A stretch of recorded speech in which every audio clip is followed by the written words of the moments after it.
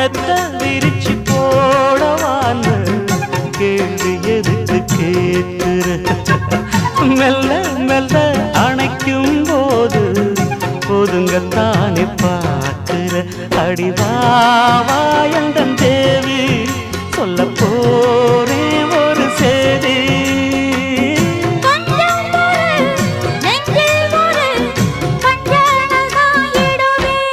நானாத்து மேட்டு தோப்புக்குள்ள